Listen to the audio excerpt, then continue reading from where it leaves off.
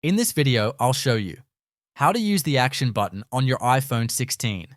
The action button is this little small button above the volume up and down right here, and we can customize it and set a specific action to it.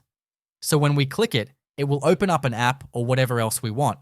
I'm going to show you how we can do that.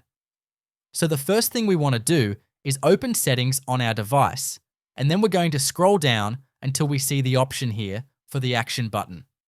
Go ahead and select it.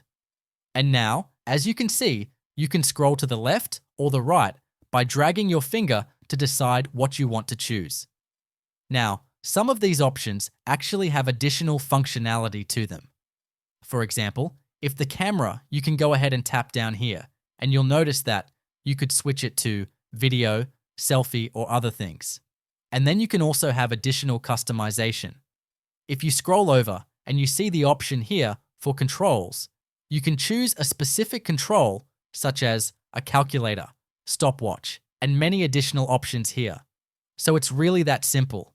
Once you go ahead and find what you want, you would just go ahead and select it, or just make sure that it is over the item, and then you would go ahead and test it if you want while you're on this screen by simply pressing it. And you'll notice that it will show up at the top here in the dynamic island on your iPhone.